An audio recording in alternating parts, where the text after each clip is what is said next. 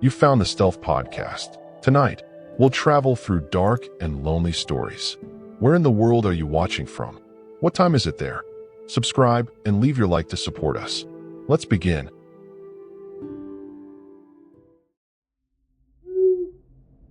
My name is Demetrius Novak, and I'm 28 years old.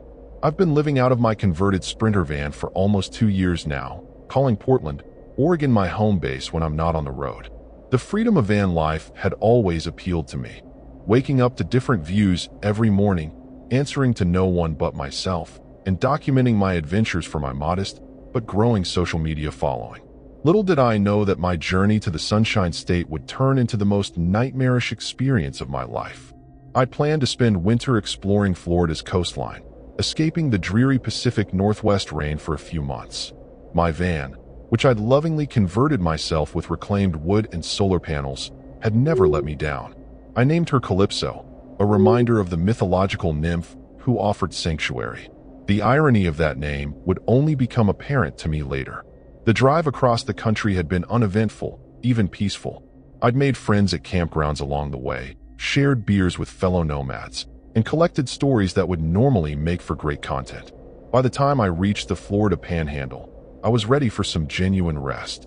I'd heard about this secluded spot near Apalachicola, a little-known beach access that locals said was perfectly safe for overnight parking despite not being an official campground.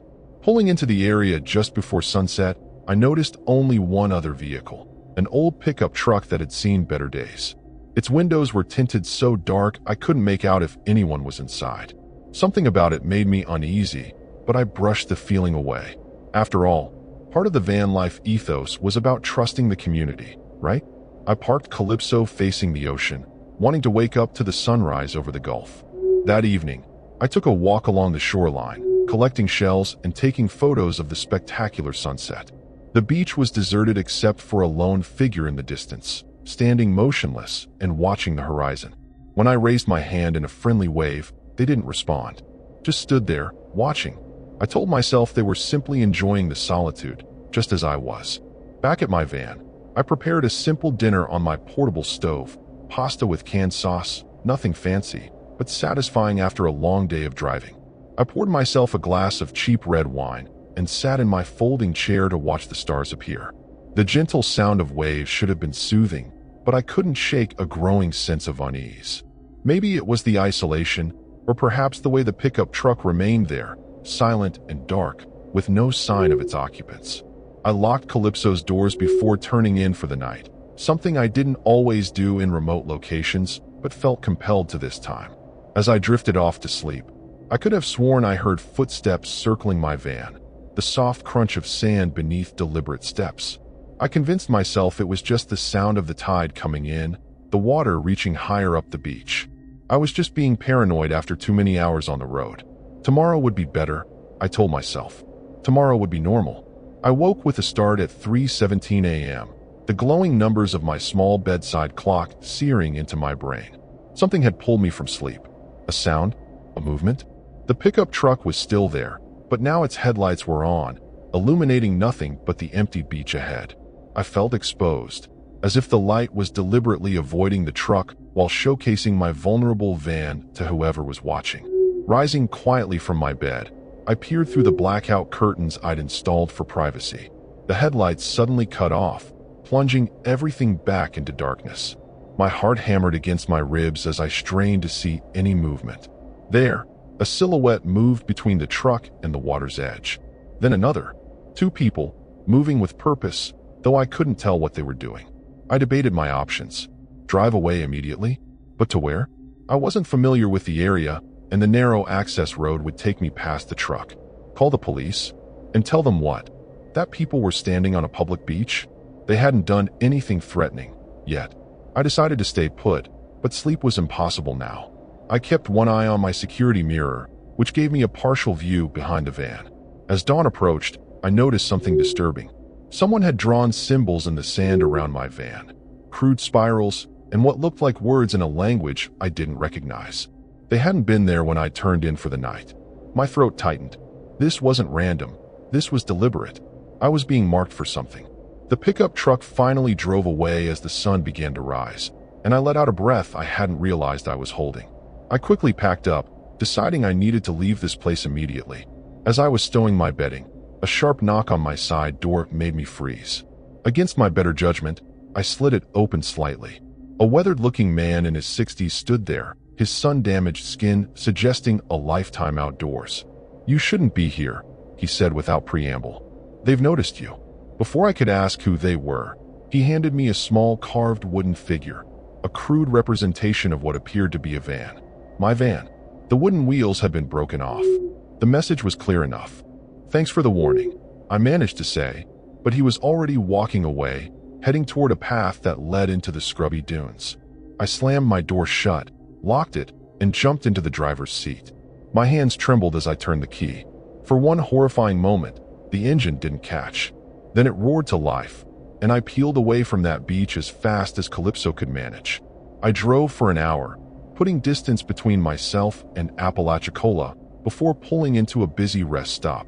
Surrounded by families and truckers, I finally felt safe enough to breathe. I needed a new plan. I'd head inland, away from the isolated beaches, and find a campground with other people around. Cedar Key wasn't too far. Maybe I could find safety in that small artist community. The campground outside Cedar Key seemed perfect. A dozen other RVs and vans, families with children playing, a sense of community that eased my frayed nerves. I chose a spot near the center, wanting to be surrounded by people after my experience at the beach. I chatted with my neighbors, a retired couple from Michigan, as I set up. They invited me for coffee in the morning, and for the first time since arriving in Florida, I felt the knot in my stomach loosen. That night, I slept better, though I still bolted awake at small sounds. Around midnight, I got up to use the campground bathroom. The path was lit with solar lamps, casting pools of yellow light every few feet. As I walked back to my van, I noticed something hanging from my side mirror. Another wooden carving, this one of a human figure with its head tilted at an unnatural angle. My blood turned to ice. They had found me. Somehow, they had followed me here. I spun around, scanning the darkness between the campsites. Nothing moved, but I could feel eyes on me. Rushing inside my van, I locked the doors and pulled all the curtains shut. My hands shook so badly I could barely hold my phone. Should I call the police? What would I tell them? That someone left a creepy doll on my van. They'd laugh it off. I needed evidence, something concrete. Morning came after a sleepless night. I stepped outside cautiously, looking for anything suspicious. The Michigan couple waved cheerfully from their picnic table, seemingly unaware of any disturbance. I walked over, wooden carving in hand, to ask if they'd seen anyone near my van overnight. Their friendly expressions shifted as they examined the figure. "Where did you get this?" the woman asked, her voice suddenly tight. When I explained, her husband stood up abruptly. "You need to leave," he said, his previously kind eyes now cold. "We don't want any trouble here." Before I could protest, they hurried back into their RV, closing the door firmly behind them. Within minutes, I noticed other campers staring, whispering. Someone must have spread the word. The campground manager approached me as I was making coffee. "Sir, I'm going to have to ask you to check out today," he said without meeting my eyes. "We're actually overbooked." It was a transparent lie. I could see empty spots throughout the campground. But arguing seemed pointless, even dangerous. These people knew something they weren't telling me. As I packed up, I noticed a familiar pickup truck slowly driving past the campground entrance. It didn't pull in, just crawled by as if surveying the scene. I ducked down, hoping I hadn't been spotted, but knowing it was too late. They were tracking me somehow. The wooden figure in my pocket seemed to burn against my thigh, and I wondered if it contained some kind of tracker. I left Cedar Key with no destination in mind, just the desperate need to get away. I drove aimlessly, taking random turns, doubling back occasionally to see if anyone was following me. After a few hours, I ended up in a small town called Cross City. My nerves were shot, and I needed supplies. I pulled into a grocery store parking lot, deciding it was public enough to be safe for a quick stop. The store was nearly empty, just a bored cashier and an elderly woman scrutinizing produce. I grabbed water, non-perishable food, anything I might need if I had to go off-grid for a while. As I placed my items on the checkout counter, the cashier, a girl no older than 20, stared at me with widening eyes. "You're him," she whispered, backing away slightly. "The one they're looking for." My heart sank. "Here," In this random town? How is this possible? Before I could question her, the door chimed, and 3 men entered. They wore ordinary clothes, jeans, t-shirts, work boots, but moved with unsettling coordination, spreading out to block the exits. I recognized one as the old man who had given me the wooden van carving. I abandoned my groceries and bolted for the rear of the store, praying for a back exit. Finding a door marked "Employees Only," I burst through it into a stockroom. A young stock boy looked up in surprise as I rushed past him toward another door that, thankfully, led outside. Behind me, I heard shouts and the sound of running feet. The back lot was empty except for a few employee cars. I sprinted toward the street, not daring to return to Calypso. These people, whoever they were, had clearly been tracking my van. I needed to get away, find help, then retrieve my home on wheels when it was safe. I ran down alleyways, cutting through yards, putting as much distance between myself and the store as possible. Eventually, I found myself on the outskirts of town near a bus depot. My phone was at 12% battery. I hadn't had a chance to charge it at the campground. With shaking hands, I searched for the nearest police station. It was 2 miles away.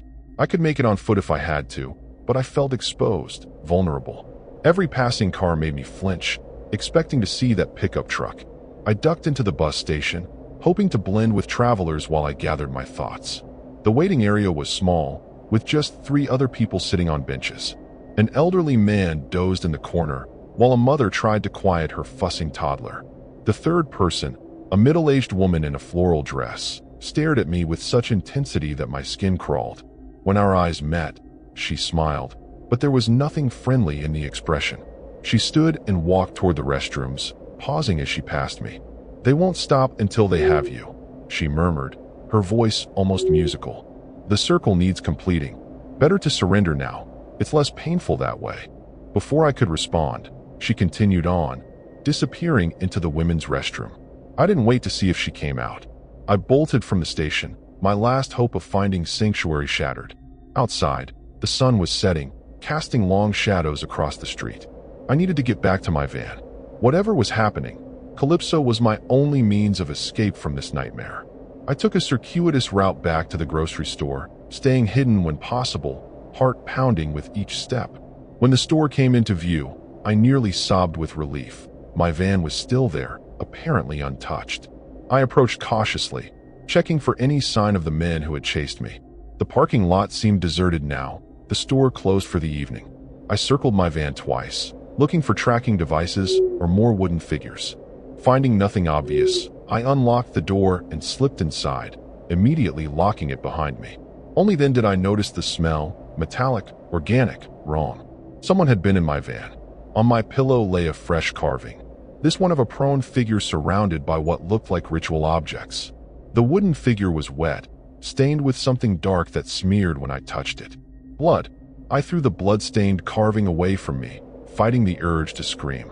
This had gone beyond harassment into something truly dangerous.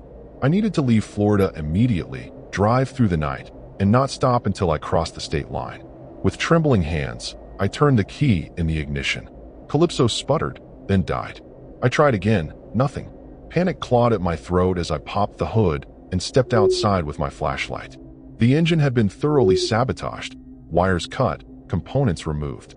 This wasn't simple vandalism. This was the work of someone who knew exactly what to disconnect to render my van immobile without making it immediately obvious. I was trapped. My home, my escape route, had become a prison. A vehicle approached, driving slowly with its lights off. The pickup truck. It parked about 50 feet away, and 4 figures emerged, silhouetted against the darkening sky. They began walking toward me with unhurried, confident steps. I ducked back into my van, locking the doors, knowing how futile the gesture was. I frantically searched for a weapon, finding only a tire iron under my bed. It would have to do. The first knock came as I was desperately trying to call 911, but there was no signal. Of course there wasn't. Demetrius, a voice called from outside, the old man from before. "We just want to talk. You've been chosen. It's an honor, really." His reasonable tone was somehow more terrifying than threats would have been. I remained silent, gripping the tire iron so hard my knuckles turned white. The side door of my van suddenly buckled inward as something heavy struck it. Another blow followed, and I could see the metal beginning to warp. They weren't just going to talk. Backed into a corner, I made a desperate decision. I would rush them when they breached the door, hopefully surprising them enough to break through their circle. Then I'd run, into the woods, anywhere away from here. The door gave way with a screech of tearing metal. I lunged forward, swinging the tire iron wildly. I connected with something, someone, heard a grunt of pain, and pushed past toward the darkness beyond. For a moment, I thought I might make it. Then hands grabbed me from both sides, strong hands that dragged me to the ground with practiced efficiency. The outsider brings new blood, intoned a woman's voice, the same one from the bus station. The wheel turns, the cycle continues. One life feeds the many. I fought, kicked, bit, but there were too many of them.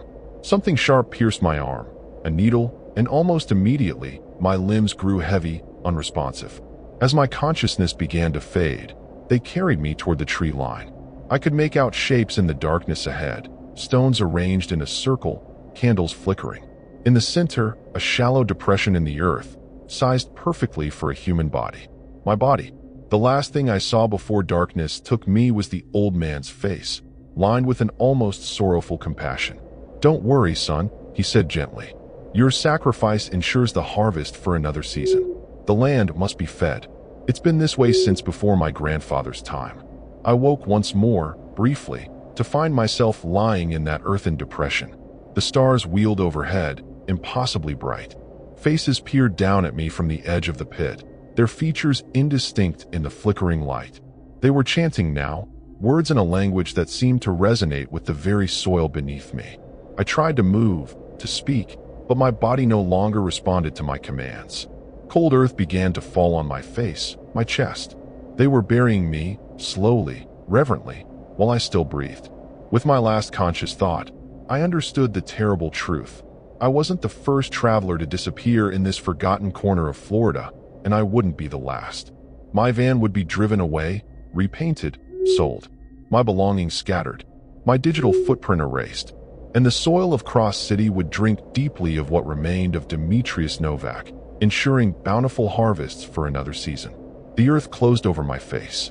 The chanting stopped, and I became part of the land that had called me to it across the continent, for reasons I understood too late.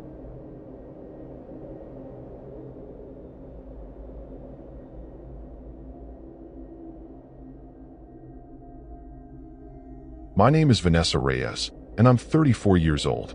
I left my apartment in Chicago 8 months ago after quitting my soul-crushing job in finance to pursue a simpler, more meaningful life on the road. My converted Ford Transit, which I named Wanderlust, has become my sanctuary and my pride. I spent nearly a year renovating it, installing a compact kitchenette, a cozy sleeping nook, and enough solar panels to power my modest electrical needs. The freedom of waking up somewhere new whenever I wanted was intoxicating. I'd been working my way down the East Coast since fall, taking odd jobs here and there, bartending, helping with harvests, even some freelance bookkeeping for small businesses I encountered along the way. Winter found me heading to Florida, drawn by promises of sunshine and warmth.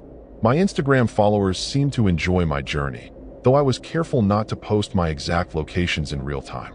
Vanlife had taught me to be cautious, even as it encouraged openness.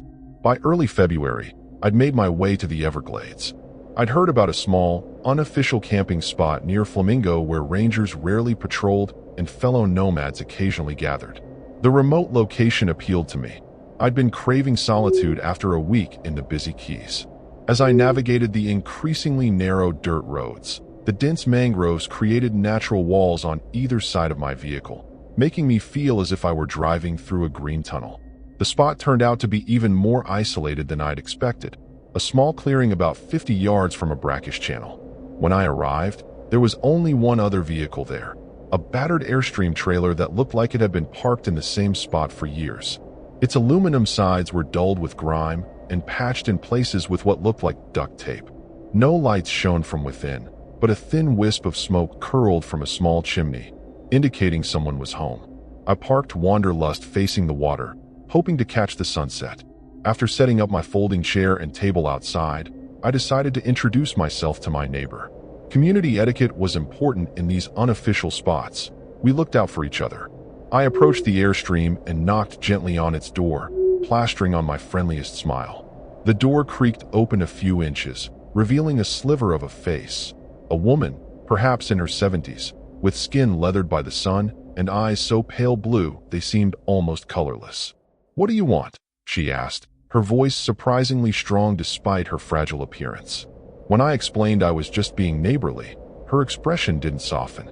"Best keep to yourself out here," she said flatly. "It's not as empty as it looks." Before I could respond, she closed the door firmly. Somewhat unsettled, I returned to my van and began preparing dinner. Just a simple pasta dish with Jared sauce. As the sun set, the Everglades came alive with sounds. Frogs croaking, insects chirping, occasional splashes from the channel that I hoped were just fish. But there was something else too, a rhythmic thumping that seemed to come from all directions at once, as if the very earth were pulsing beneath my feet. The night grew dark quickly, with no city lights to soften the transition. I sat outside with my meal, watching as stars emerged overhead in numbers I rarely saw. The thumping sound continued, sometimes fading almost to nothing, other times growing so loud I could feel it in my chest.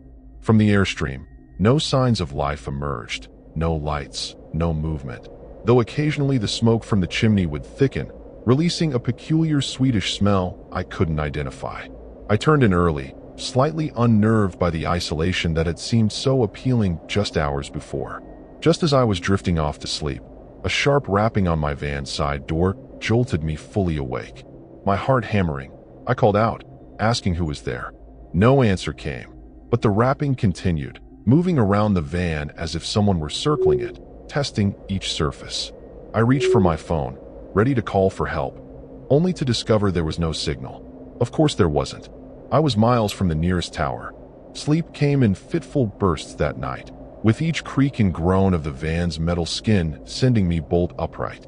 By dawn, I was exhausted but relieved to see sunlight filtering through my curtains. Outside, the world seemed normal.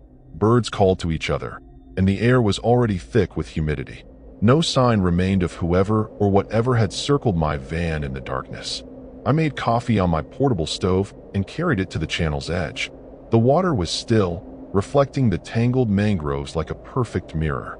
Something broke the surface about 20 yards out, a snout, then eyes. An alligator, watching me with prehistoric patience. I'd seen plenty of them since entering Florida, but something about this one's unwavering stare made me uncomfortable. I backed away slowly, returning to the relative safety of my campsite.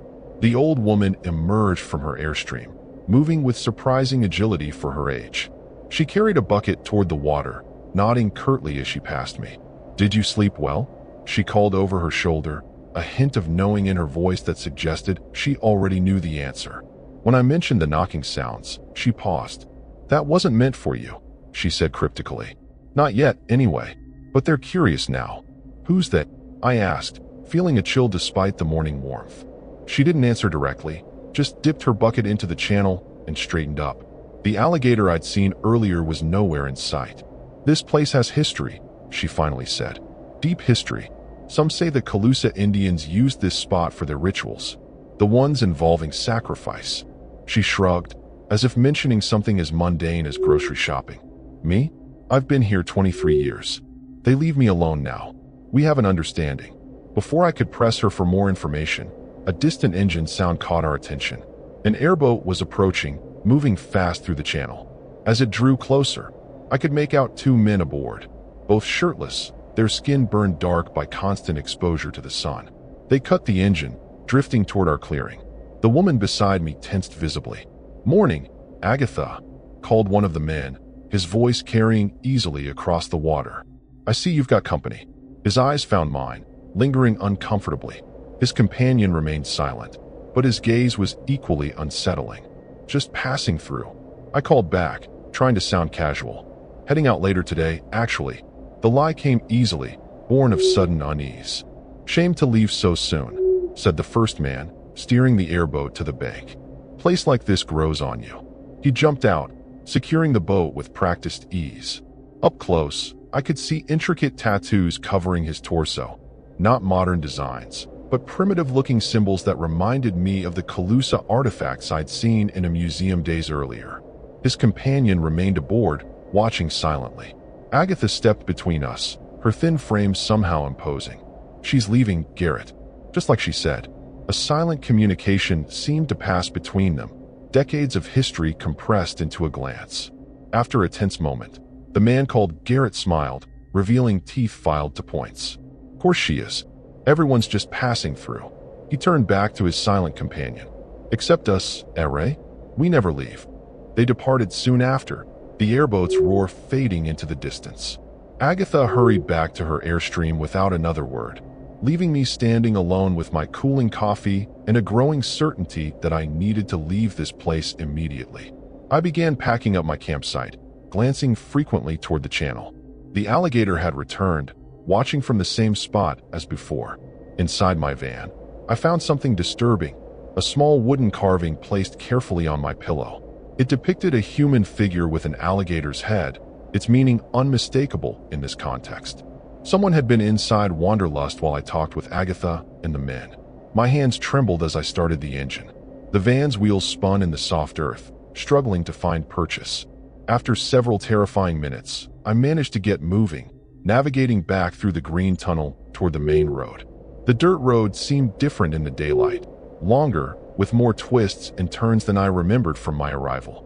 Twice I had to back up and try different forks, certain I was heading toward the highway, but finding only deeper wilderness. By midday, I was forced to accept an uncomfortable truth. I was lost in the Everglades, an ecosystem notorious for swallowing people whole.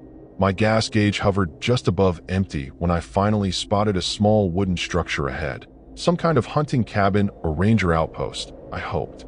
I parked and approached cautiously, calling out a hello.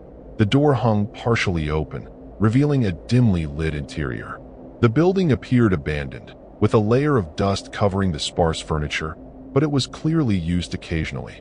A kerosene lamp sat ready on a table, and canned foods lined a small shelf. The relief of finding shelter was short-lived. Pinned to the cabin's back wall were dozens of photographs, all of people with their vehicles. Vanlifers, RV travelers, solo campers. Each photo had a date written beneath it and a single word: taken. My blood ran cold when I spotted an image of my own van, photographed from a distance just yesterday, with no notation yet. On a crude wooden table beneath the photos lay several of the alligator man carvings, in various stages of completion. I backed out of the cabin, fear closing my throat. As I turned to run back to my van, I came face to face with Ray, the silent man from the airboat. Up close, his eyes were empty, devoid of emotion or empathy. He held a hunting knife casually at his side, the blade catching the afternoon sun. "You shouldn't be here," he said, his voice a dry rasp, as if rarely used. "This place isn't for you." I ran, not toward my van. He stood between me and it, but into the mangroves, hoping the dense vegetation might provide cover. Behind me, I heard him laugh, a sound entirely without humor. "Go ahead," he called after me. "The swamp always brings them back to us. Always." I pushed deeper into the wilderness, thorny branches tearing at my clothes and skin, the ground becoming increasingly soggy beneath my feet. After what felt like hours of panicked flight, I found myself on firmer ground, a sort of hammock island rising slightly above the surrounding swamp. To my shock, Agatha sat there on a fallen log, looking entirely unsurprised by my appearance. "I told you to leave," she said simply. "Why didn't you listen?" Before I could answer, she stood, revealing a carved walking stick topped with the now familiar alligator head design. "They'll be coming for you now. Garrett and Ray. They're already on your trail. Why are you out here?" I demanded, fear making my voice shake. "Are you with them?" Agatha laughed, a sound like dry leaves scattering in wind. "Not with them. Not against them either. I survive here because I understand the balance." She pointed her stick toward a barely visible path. "That way leads to the highway. About 3 miles. You might make it before dark." She paused, her pale eyes evaluating me. "Or you might not. Depends on how much they want you." I had no choice but to trust her. As I moved to follow her directions, she gripped my arm with surprising strength. "If they catch you, offer them something else. Something of equal value. It's the only way." Before I could ask what she meant, a distant airboat engine roared to life. Agatha pushed me roughly toward the path. "Run, city girl. Run." The path was barely there, more animal track than human trail, but it seemed to lead in a consistent direction. The day was waning, shadows lengthening around me. Mosquitoes formed clouds around my head, drawn to my sweat and fear. Every splash in the surrounding water made me flinch, imagining alligators, or worse, closing in. The airboat sound came and went, sometimes close enough that I froze in terror, other times fading until I dared to hope they'd lost my trail. As dusk approached, the trees thinned slightly, and I glimpsed what looked like lights in the distance. The highway, it had to be. New energy surged through my exhausted body. I broke into a run, heedless of the noise I was making. Just as hope flared brightest, something caught my ankle, sending me crashing to the ground. A thin wire had been stretched across the path, a trap deliberately set. Before I could regain my feet, rough hands grabbed me from behind. Caught like all the rest, Garrett's voice hissed in my ear as he hauled me upright. Ray appeared silently from the gathering darkness, his knife now prominently displayed. They'd abandoned the airboat somewhere, choosing to hunt me on foot through the final stretch. Garrett bound my wrists with practiced efficiency while Ray watched impassively. The ceremony's tonight, Garrett continued conversationally. Full moon. Perfect timing, really. You should be honored. Some have to wait weeks. They marched me back the way I'd come, deeper into the Everglades. I tried to engage them, to appeal to any humanity that might remain. Garrett responded with disturbing cheerfulness, explaining their calling as stewards of the ancient ways. Ray remained silent, prodding me forward whenever I slowed. As full darkness descended, the swamp transformed. Bioluminescent fungi cast eerie blue glows from rotting logs, while unseen creatures splashed and called all around us. We reached a clearing I hadn't seen before, a perfect circle of dry land surrounded by black water. Stone markers, ancient and weathered, formed a smaller circle within. At the center stood a raised platform of fitted stones that could only be described as an altar. The moonlight revealed dark stains on its surface that centuries of rain had failed to wash away. My legs nearly gave out as the reality of my situation became clear. The old ways require blood, Garrett explained, almost apologetically. The land demands balance. For every person who comes to take from it, to photograph, to camp, to leave their garbage, someone must give back. He gestured toward the altar. One sacrifice keeps the waters healthy for months. Keeps the balance. Ray nodded in solemn agreement, the first emotion I'd seen him display. As they led me toward the altar, Agatha's words echoed in my mind. Offer them something else. Something of equal value. With nothing left to lose, I stopped abruptly. Wait, I said, forcing steadiness into my voice. I understand the balance now, but it doesn't have to be me. Garrett paused, curiosity flickering across his face. I can bring you others, I continued. More than just one. I have followers online, thousands of them. I could lead them here, a few at a time. Garrett and Ray exchanged glances, clearly intrigued by the proposition. Their momentary distraction was all I needed. I drove my knee upward, catching Garrett in the groin. As he doubled over, I spun away, my bound hands hampering my movement, but not stopping it entirely. Ray lunged for me, his knife slicing air where I'd stood a second before. I ran blindly into the swamp. No path to follow now, just pure desperation driving me forward. The sounds of pursuit crashed behind me, Garrett's curses, branches snapping. Water splashed around my ankles, then my knees as I found myself wading into the channel. There was no turning back. I pushed forward, the water rising to my waist. Something solid bumped against my leg. An alligator, I was certain, but terror of what pursued me outweighed even that primal fear. By some miracle, I reached the opposite bank. My phone was ruined by the water, my clothes clung heavily to my body, but I was alive and temporarily beyond their reach. I could hear them on the far side, arguing about the airboat, wondering if I'd make it to the highway before they could circle around. Using my teeth, I managed to loosen the bindings on my wrists enough to slip one hand free. For hours, I pushed through the darkness, guided only by the moon and an occasional distant glimpse of light that might be the highway. My body was failing. Cuts from branches stung, muscles cramped, and twice I nearly passed out from exhaustion. But the thought of that stone altar kept me moving when all else failed me. Dawn broke as I stumbled onto asphalt, a service road, not the main highway, but civilization nonetheless. I flagged down a Florida fish and wildlife truck, the officer inside clearly shocked by my appearance. Through tears and exhaustion, I tried to explain what had happened, but even to my own ears, the story sounded delusional. The officer radioed for medical assistance, wrapping me in an emergency blanket as I shivered despite the morning warmth. "We'll go back for your van," he assured me. "Once you're taken care of." I clutched his arm, panic surging anew. "No, you can't go there. They'll be waiting." The look he gave me was one I recognized, concern mixed with disbelief. He thought I was suffering from exposure, hallucinating. Perhaps I was.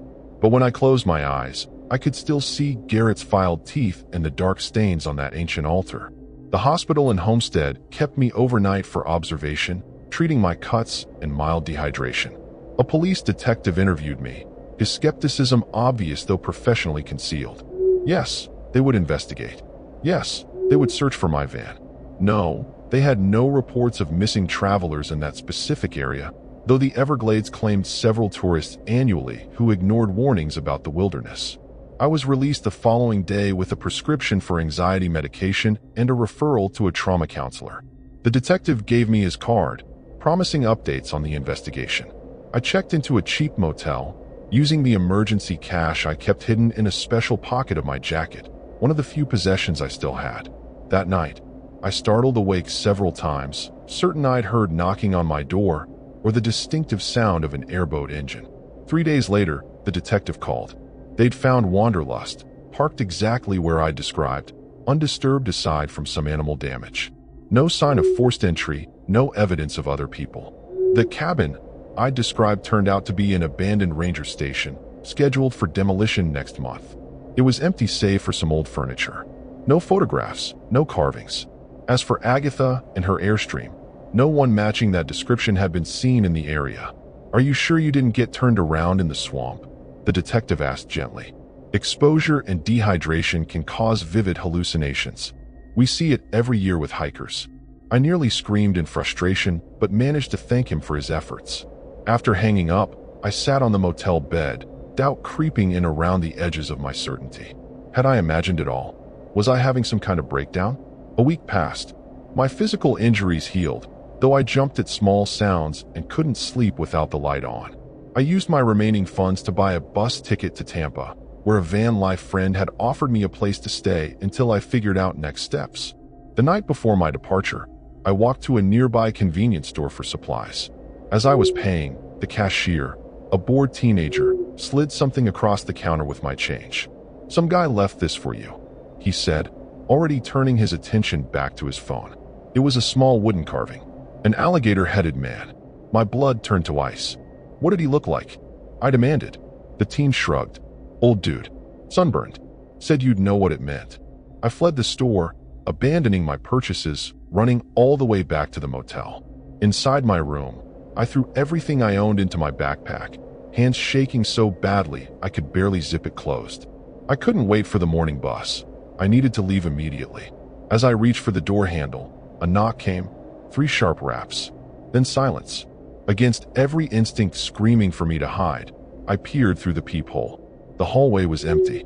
Gathering what courage remained, I opened the door a crack, chain still engaged. No one was there. Only a folded piece of paper on the threshold. I snatched it inside, locking the door again before unfolding it. "Balance requires sacrifice," the note read in cramped handwriting. "We have your information now. Your followers. Your friends. The names you gave up so easily while begging for your life. One by one, they'll come looking for you. One by one, they'll find us instead. The balance will be maintained." Horror washed over me as I realized what I'd done. In my desperate attempt to save myself, I'd mentioned my Instagram followers, my fellow Vanlifers. Had I named specific people? I couldn't remember clearly now. Those moments on the altar platform were a blur of terror. But they had my phone, my van with all my contact information, my entire digital life. I left Florida that night, hitchhiking west with no destination in mind except away. I abandoned my online presence, changed my name, took menial jobs that paid in cash. But I couldn't escape the knowledge of what I'd done, or the certainty that someday, a familiar face would appear beside me and say, "Vanessa, your friends are looking for you. They're waiting in the Everglades." And worst of all, sometimes, in my darkest moments, I wonder if Garrett was right. If the land does demand balance. If for every person who takes selfies with alligators and leaves trash on trails and treats ancient places as tourist attractions, someone must give back. The thought keeps me moving, never staying anywhere too long, always watching for filed teeth and pale, knowing eyes. Always listening for the distant sound of an airboat coming closer through the night.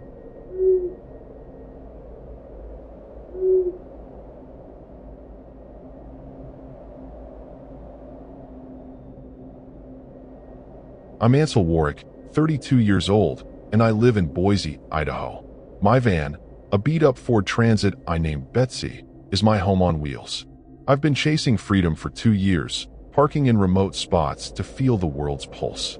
Last summer, I rolled into Apalachicola, Florida, a sleepy coastal town with oyster shacks and old brick buildings. The air smelled of salt and fish, and the sun sank low, painting the bay blood red. I found a quiet spot near St. George Island State Park, a gravel pull-off hidden by pines. It wasn't exactly legal to camp there, but I figured one night wouldn't hurt. I'd done this 100 times. Park, cook, sleep, move on. No big deal, right? The evening was muggy, the kind where your shirt sticks to your skin. I cracked open Betsy's side door to let the breeze in, sipping a warm beer while strumming my guitar. The cicadas were screaming, loud enough to drown out my thoughts. I'd heard Apalachicola was chill, a place where folks kept to themselves. My buddy Theo, who I met at a Vanlife meetup in Oregon, said the Gulf Coast was perfect for stealth camping. Just don't piss off the locals, he'd laughed. Easy enough. I'm not here to cause trouble, just passing through. As dusk settled, I noticed a pickup truck parked about 100 yards down the road. It was old, rusted, with a tarp over the bed. Didn't think much of it. People park weird in small towns. I lit my propane stove to heat some chili, the smell filling the van. That's when I saw a figure near the truck, just standing there, staring my way. Couldn't make out their face in the dim light, but their posture was off. Too still, like a mannequin. I waved, trying to be friendly, but they didn't move. Creepy, but I shrugged it off. Probably just a local checking me out. I crawled into my sleeping bag, the van's interior cozy with string lights and a worn rug. My dog, Juniper, a scruffy mutt I rescued in Nevada, curled up beside me. She's my alarm system, barks at anything sketchy, but she was quiet, snoring softly. I scrolled through my phone. No signal out here, just offline maps and some downloaded podcasts. The isolation felt good, like I was untethered from the world's noise. Still, that figure by the truck stuck in my mind. Why just stand there? I locked the doors, just in case. You never know with strangers. The night deepened, and the cicadas faded to a low hum. I was half asleep when Juniper's ears perked up. She didn't growl, just stared at the back window. I sat up, heart picking up a beat. Nothing but darkness outside, the pines swaying in the wind. I told myself it was nothing, maybe a raccoon or a deer. But the air felt heavier now, like something was pressing in. I grabbed my flashlight, its beam cutting through the dark, but it showed nothing but trees. Still, my gut twisted. Something felt wrong, like the quiet was hiding something scary. I tried to shake the feeling, telling myself I was being paranoid. I'd camped in worse spots, deserts, mountains, even a sketchy lot outside Reno once. Never had trouble, but Apalachicola felt different, like the town had eyes. I thought about that figure again, their unnatural stillness. Was it just some dude out for a smoke? Or something worse? I checked the locks again, my fingers fumbling. Juniper whined softly, her eyes locked on the window. I whispered to her to hush, but my voice sounded shaky, even to me. I lay back down, forcing my eyes shut. Sleep wasn't coming easy now. Every rustle outside felt like a threat, every creak of the van like a warning. I thought about Theo's stories of vanlifers running into weirdos, drunk locals, nosy cops, or worse. He'd once met a guy in Arizona who swore someone tried to break into his rig at night. I'd laughed it off then, but now? Not so funny. The night stretched on, and I kept one hand on my pocket knife, just in case. The thing about van life is, you're free, but you're also exposed. No walls, no neighbors, just you and whatever's out there. I'd always loved that rawness, but tonight it felt like a mistake. I kept picturing that figure, wondering if they were still out there, watching. Maybe they were just curious, I told myself. Small towns don't always love outsiders parking on their turf, but my brain wouldn't let it go. It was like a horror movie where you know something bad's coming, but you can't look away. I finally drifted into a fitful sleep, clutching Juniper close. The last thing I remember was the faint sound of gravel crunching, like someone walking nearby. Not loud, not close, but enough to make my skin crawl. I told myself it was nothing, just the wind or an animal. But deep down, I knew something disturbing was brewing out there in the dark, waiting for me to let my guard down. Morning hit like a slap, the sun glaring through Betsy's windshield. I woke up sweaty, Juniper licking my face, her tail thumping. My neck ached from sleeping tense, my pocket knife still gripped in my hand. That crunching gravel sound from last night lingered in my head, creepy as hell. I peeked out the window, nothing but pines and that rusty pickup still parked down the road. No sign of the mannequin guy, but the air felt wrong, like the town was holding its breath.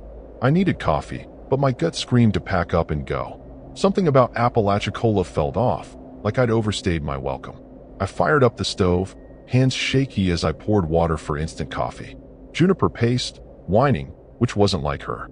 She's usually chill, happy to nap while I cook. I tossed her a treat, but she ignored it, staring at the side door. "What's up, girl?" I muttered, trying to laugh it off. But my heart was racing.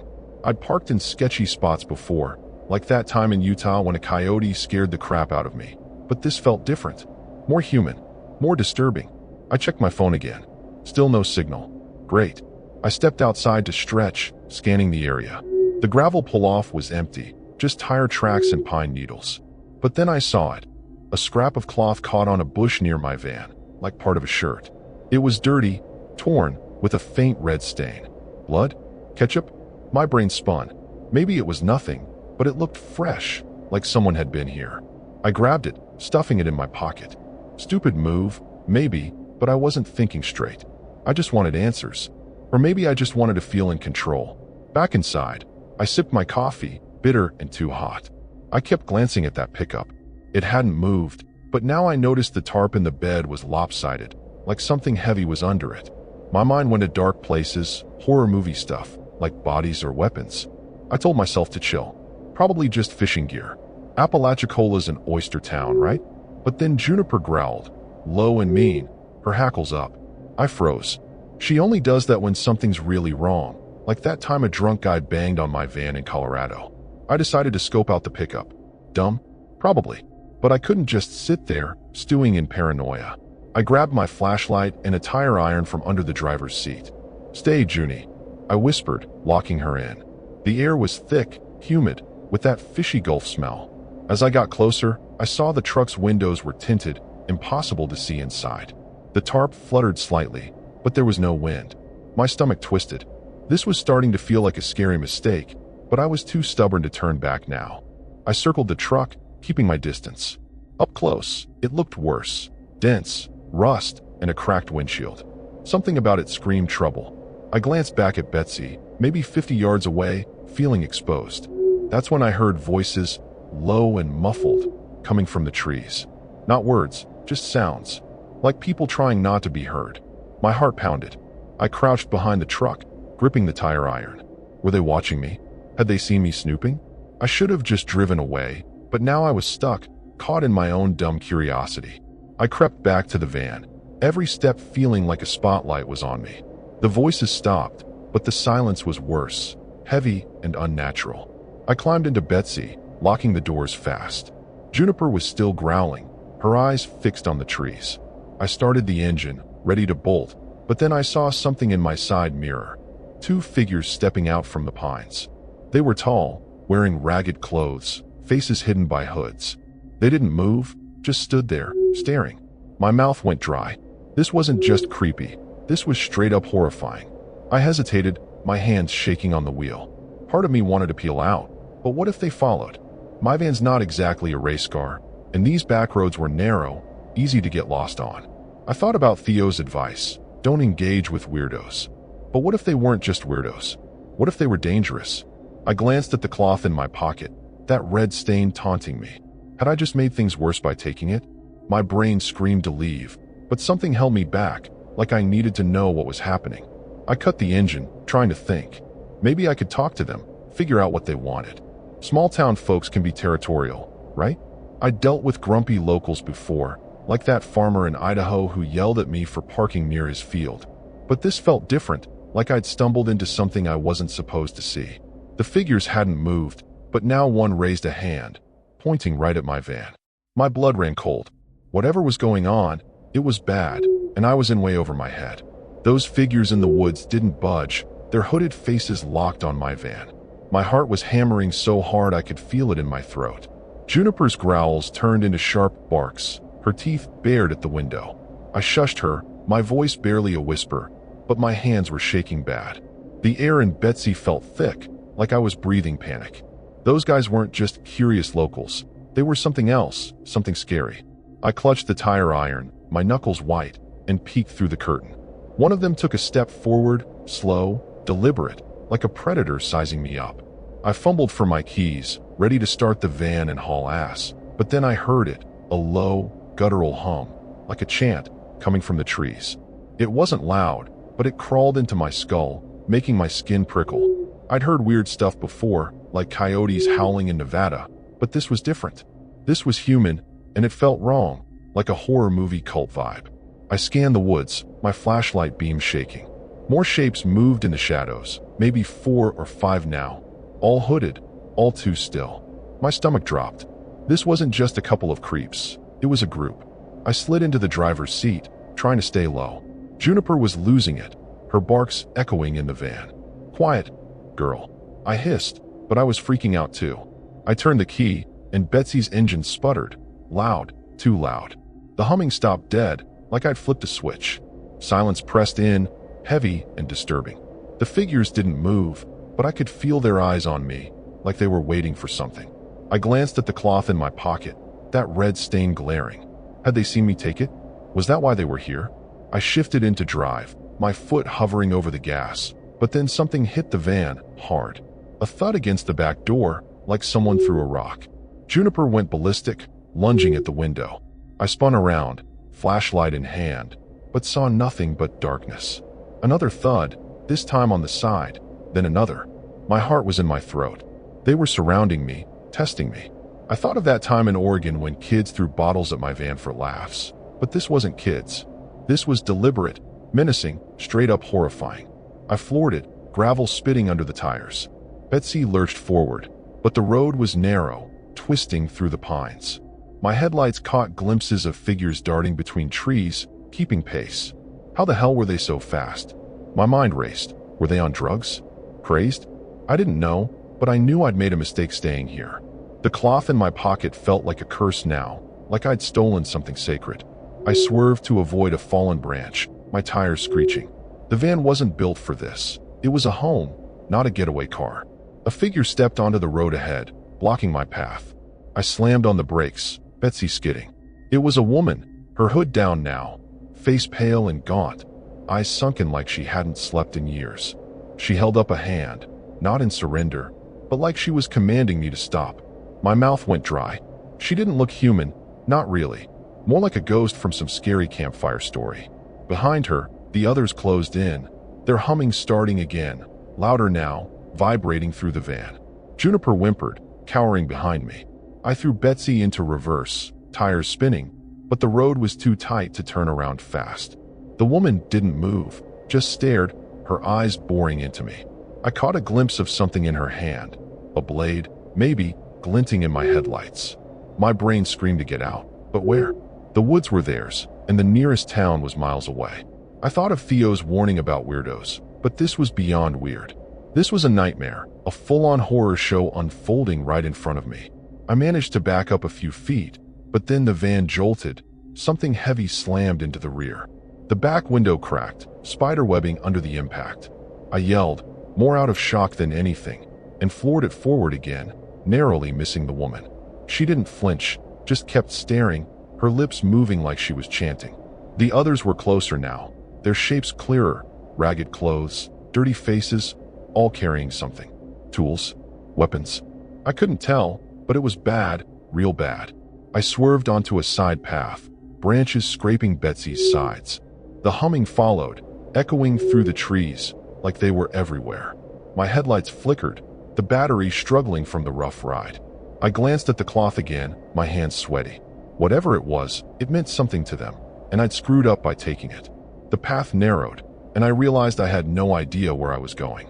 The GPS was useless without signal, and the woods felt alive, like they were closing in. Something was horribly wrong, and I was trapped in it. The van's tires screamed as I pushed Betsy down the narrow path, branches clawing at the windows. My headlights flickered, catching glimpses of those hooded figures darting through the trees. They're humming a relentless drone in my ears. Juniper was barking like crazy, her claws scratching the floor. My heart pounded so hard it hurt. I had to get out of here. Apalachicola's woods were a death trap. The path was barely wide enough for the van, and every bump felt like it'd tear Betsy apart. I glanced at the rearview mirror. Shadows moved behind me, too close. This was a full-on horror show, and I was the idiot who'd wandered into it. I gripped the wheel, my palms slick with sweat. The cloth with the red stain sat heavy in my pocket, like it was burning a hole. I should have tossed it, but something told me that it'd make things worse. These people, whoever they were, wanted it back. I thought of that woman's gaunt face, her blade glinting. She wasn't human, not really. I'd seen meth heads in Nevada look less deranged. A rock smashed into my side window, cracking it. I yelped, swerving. They were throwing stuff now, trying to stop me. I floored it, praying Betsy wouldn't stall. The path opened into a clearing, and for a second, I thought I'd made it. Then my headlights caught a barricade, logs and junk piled across the road. My stomach sank. They'd planned this, boxed me in. I slammed the brakes, Betsy skidding to a stop. The humming grew louder, closing in from all sides. Juniper whimpered, pressing against me. I grabbed the tire iron, my only weapon, and scanned for a way out. The figures emerged from the trees, 6 or 7 now, their faces pale and twisted in the moonlight. This was life or death, and I was losing. I threw Betsy into reverse, but the wheels spun in the dirt. No traction. A figure lunged at the van, slamming a metal pole into the hood. The bang echoed, and Juniper went nuts. I screamed at them to back off, but my voice cracked, useless. Another figure smashed the cracked back window, glass shattering inward. I ducked, shielding Juniper. My mind raced. Could I ram the barricade? Betsy wasn't built for that, but I was out of options. The air was thick with their chanting, a scary rhythm that made my skin crawl. I shifted into drive and gunned it toward the barricade, praying it'd give. The impact jolted me forward, logs splintering, but Betsy groaned, her front bumper mangled. I kept going, the van limping now. The figures chased, their shapes blurring in the dark. One threw something, a blade, and it grazed the side of the van with a sickening scrape. I thought of Theo's story about a Vanlifer who got cornered by locals in Texas. He'd barely escaped. I wasn't sure I'd be that lucky. A narrow trail veered left, and I took it, branches snapping against the windshield. The humming faded slightly, but I could still see them in my mirrors, relentless. My headlights flickered again, the battery dying from the abuse. If Betsy quit on me, I was done. I thought about abandoning the van, running into the woods, but that'd be suicide. These people knew the terrain. I didn't. My hands shook as I clutched the wheel, the cloth in my pocket feeling like a death sentence. Why had I taken it? Stupid move. The trail dipped into a swampy patch, water splashing under the tires. Betsy bogged down, the engine whining. I cursed, slamming the dashboard. The figures were gaining, their silhouettes clearer now, ragged clothes, wild eyes, some holding makeshift weapons. One looked like he was carrying a chain. My heart stopped. This wasn't just a chase, it was a hunt, and I was the prey. I floored the gas, mud spraying, begging Betsy to pull through. She lurched forward, barely. I spotted a faint glow ahead, maybe a road, maybe civilization. Hope flared, but then a figure stepped into the path, the same gaunt woman from before. Her eyes locked on mine, unblinking, her blade raised. I swerved, nearly rolling Betsy into a ditch. The others closed in, their chanting louder, like a war cry. I was running out of time, out of road. Every second felt like a gamble with my life. I gripped the tire iron, ready to fight if it came to that. But deep down, I knew I was screwed. The van broke through the swamp, tires hitting solid ground. I saw a sign for Highway 98, salvation, maybe. But the figures were still there, moving like ghosts through the trees. I couldn't shake them. My headlights dimmed, and Betsy coughed, her engine stuttering. I screamed at her to keep going, tears stinging my eyes. The cloth in my pocket felt heavier than ever, like it was dragging me back to them. Whatever they wanted, it wasn't just the cloth, it was me, and I was running out of ways to escape. Highway 98 was close, maybe a quarter mile, but Betsy was dying. The engine sputtered, and the dashboard lit up with warning lights. I slammed the wheel, cursing my luck. The figures were still behind me. They're chanting a horrifying pulse in the night. Juniper huddled against me, her whines breaking my heart. I dragged her into this nightmare, all because I thought I could handle a night in Apalachicola. The cloth in my pocket was my biggest mistake, a dumb impulse that had turned me into a target. I had to ditch it, but something told me it was too late. I pushed Betsy harder, the van shaking like it was about to fall apart.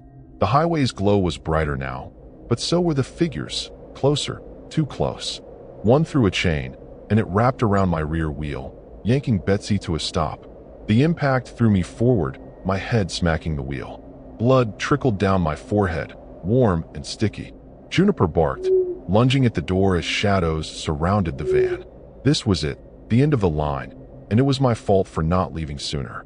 I grabbed the tire iron and kicked open the driver's door, ready to fight. The gaunt woman was there, her blade gleaming, her face twisted into a grin. "You took it," she rasped, her voice like gravel. I pulled the cloth from my pocket, holding it up. "This? Take it," I shouted, tossing it at her. She caught it, but her grin widened, like that wasn't enough. The others closed in, their weapons raised. Pipes, knives, a freaking hatchet. My knees buckled. This was beyond scary. It was a slaughter waiting to happen. I swung the tire iron, catching one guy in the arm. He howled, but another tackled me, pinning me to the ground. Juniper leaped out, biting at them, but a boot caught her side, and she yelped, collapsing. "No," I screamed, thrashing, but they were too many. The woman knelt beside me, her blade tracing my cheek. "You shouldn't have come here," she whispered. I thought of Theo, his warnings about weirdos, and wished I'd listened. My arrogance had screwed me, and now Juniper was hurt, maybe dying. I kicked free, scrambling toward the van, but a pipe cracked across my back. Pain exploded, and I hit the dirt, gasping. The highway was so close. I could see headlights in the distance, but they might as well have been a million miles away. The group dragged me back, their chanting deafening now, like a ritual. I saw the woman raise her blade, the others circling like vultures. My mind flashed to a news story I'd read about a cult in Florida, bodies found in the woods. Was this them? Had I stumbled into their sick game? I grabbed a handful of dirt and threw it in the woman's face. She staggered, and I bolted, scooping up Juniper. My legs burned, my back screaming with every step. The highway was right there, but the figures were faster, their footsteps pounding behind me. I tripped, Juniper tumbling from my arms. I crawled to her, tears mixing with blood. She wasn't moving. My heart shattered. I'd failed her, failed myself, all because I thought I could outrun this horror. A car's headlights flashed ahead, a truck slowing down. I waved frantically, screaming for help, but the figures grabbed me, dragging me back into the dark. The woman's blade pressed against my throat, her breath hot on my face. "No one leaves," she hissed. I saw the truck stop, a man stepping out, but he froze, like he knew better than to get involved. My vision blurred, the world fading. I'd made a deadly mistake, thinking I could handle Apalachicola's secrets. They dragged me deeper into the woods, Juniper's limp body left behind. The chanting swallowed everything, a sick, rhythmic pulse. I fought, but my strength was gone, my body broken. The last thing I saw was the woman's grin, her blade glinting as it came down. I'd wanted freedom, but all I'd found was tragedy, a gruesome end in a town that didn't want me. The highway's glow faded, and so did I, lost to whatever sick ritual these strangers had planned. All I'd wanted was a quiet night in my van, but I'd picked the wrong place, the wrong fight. Apalachicola's darkness claimed me, and no one would ever know why. My van, my dog, my life, all gone because of a stupid piece of cloth and a night I should have driven away from.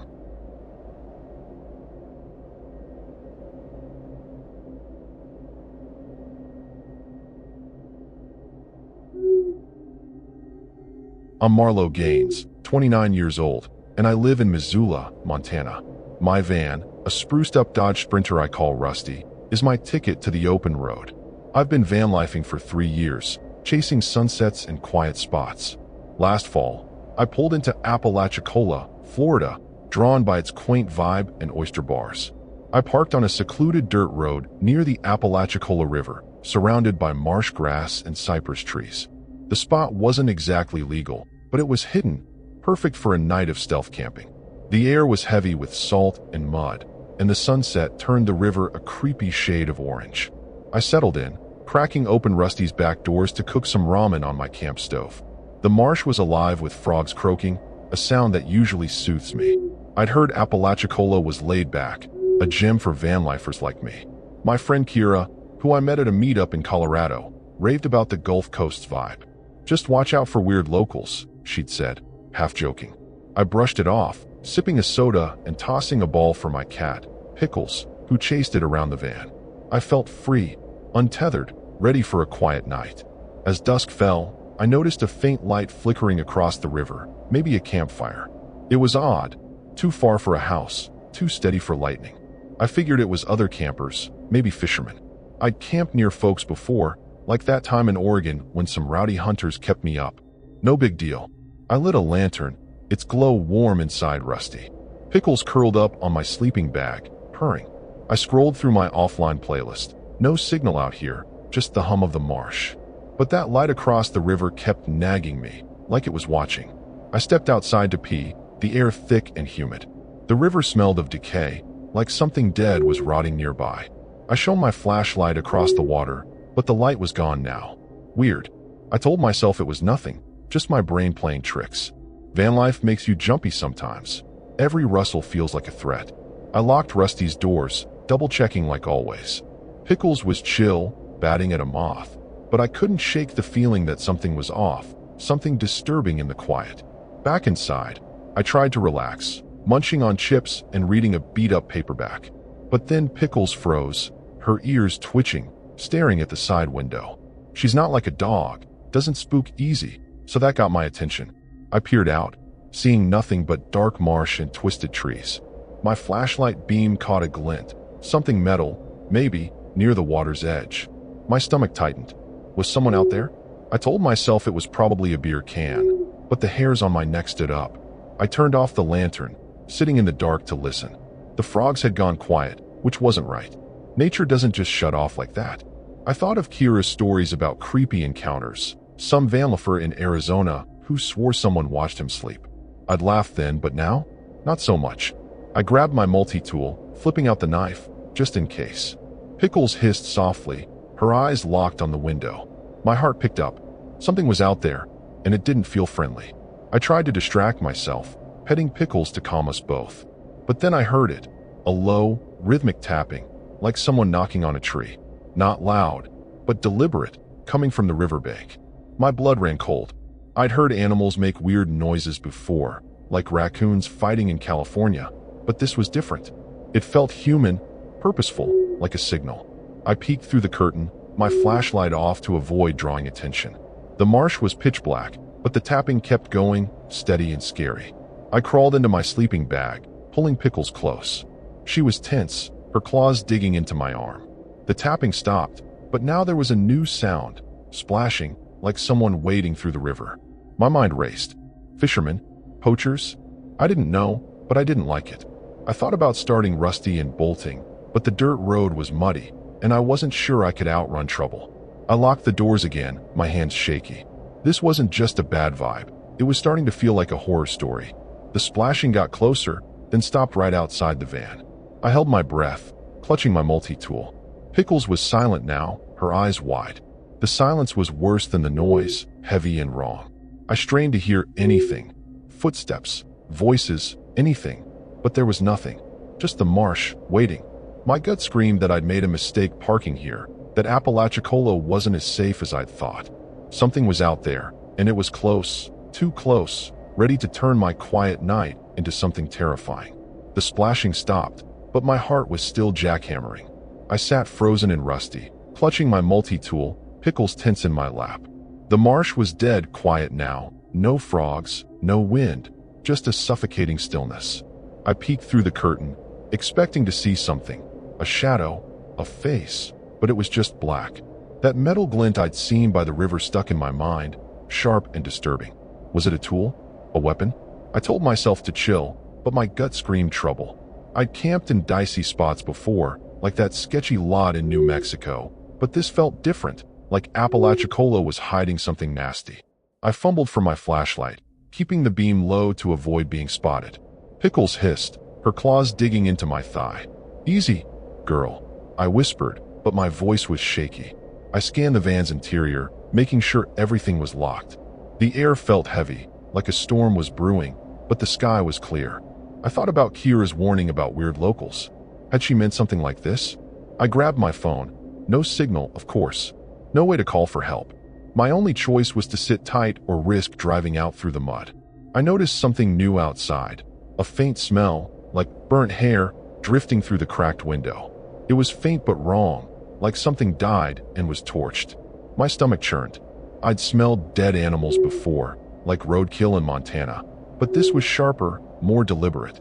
I closed the window, my hands clumsy. Pickles was still staring at the side door, her tail puffed up. I tried to laugh it off, telling myself it was just swamp funk, but deep down, I knew it was a sign of something scary. I decided to check the van's exterior, a dumb move in hindsight, but I couldn't just sit there freaking out. I grabbed my boots and the multi-tool, whispering to Pickles to stay put.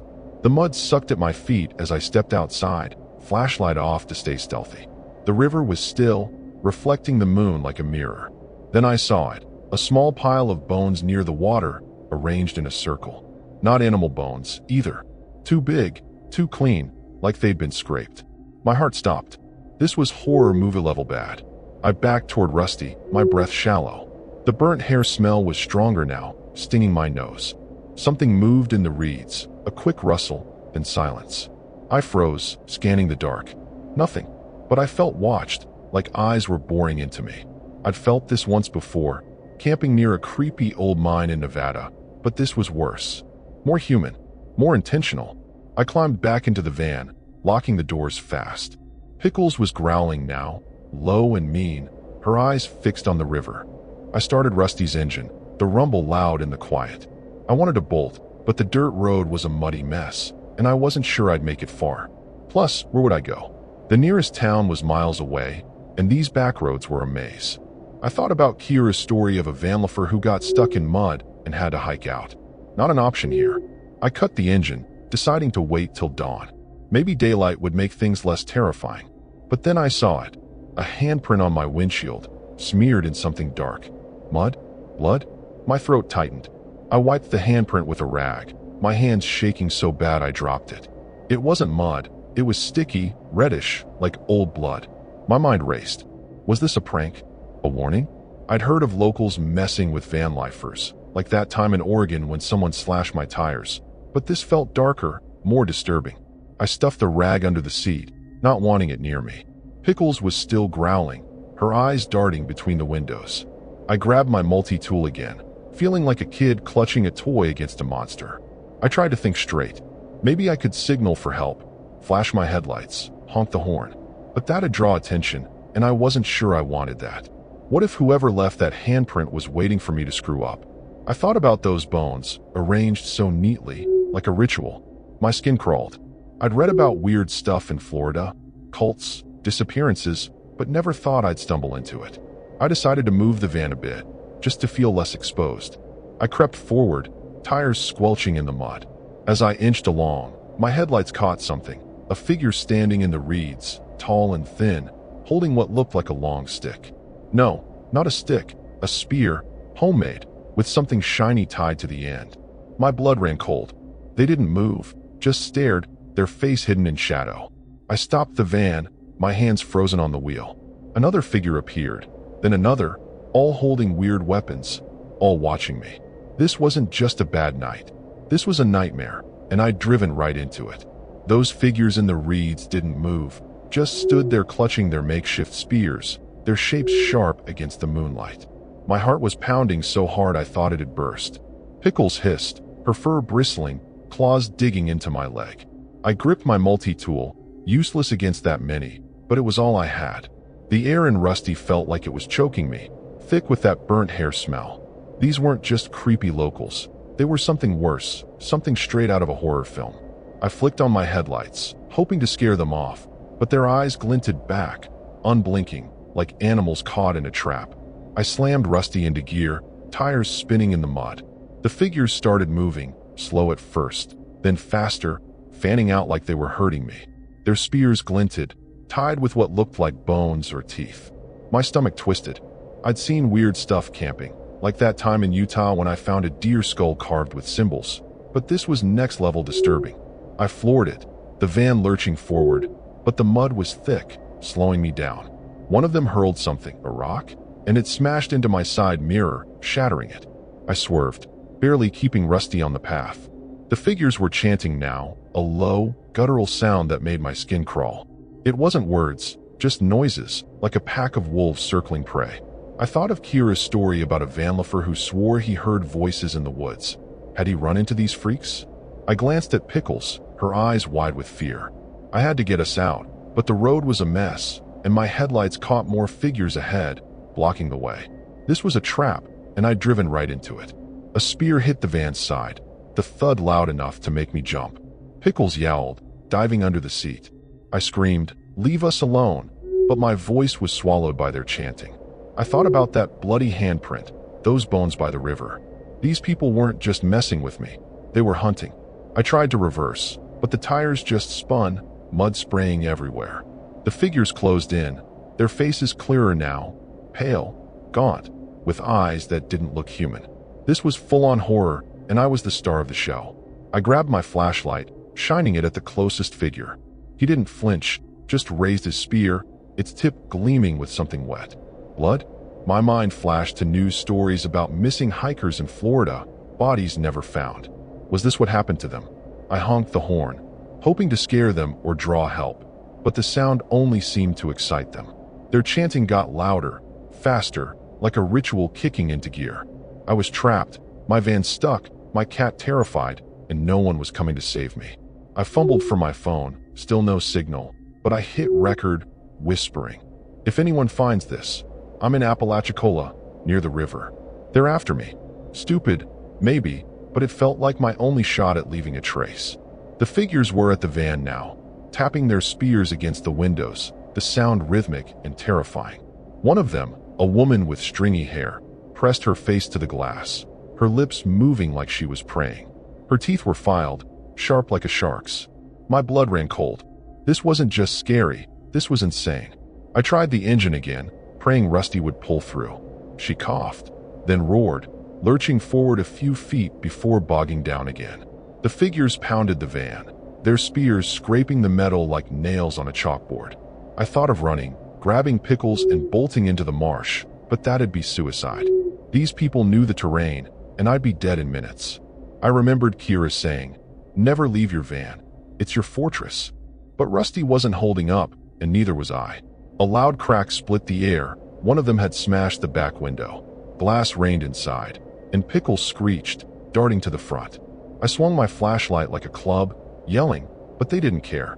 The woman with the shark teeth grinned, her spear raised like she was about to strike. My mind raced. Had I missed a chance to escape earlier? Should I have ditched the van at the first sign? Now I was cornered, the chanting deafening, the air thick with that burnt smell. Something was horribly wrong, and I was out of time. I slammed the gas again, Rusty grinding through the mud. The figures scattered, but only for a second, then they were back, running alongside the van. My headlights caught a glimpse of something ahead, a bridge over the river, narrow but solid. If I could make it there, maybe I could lose them.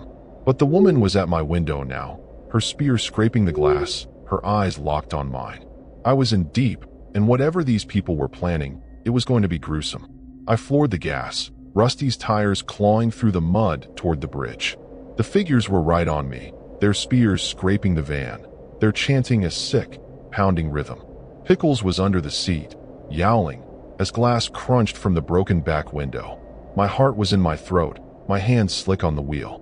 The bridge was close, its wooden planks glinting in my headlights, but it looked rickety, like it could collapse under Rusty's weight. I didn't care. I had to get out of this horror show. The woman with the shark teeth was at my window, her spear jabbing the glass, cracking it. This was life or death, and I was barely hanging on. Rusty hit the bridge, the planks groaning under the tires. The figures chased, their shadows stretching long and twisted in my flickering headlights. A spear flew past, embedding in a post inches from the van. I screamed, swerving, nearly tipping Rusty into the river. I thought of Kira's story about a Vanlifer who crashed escaping trouble. Had he faced something this scary?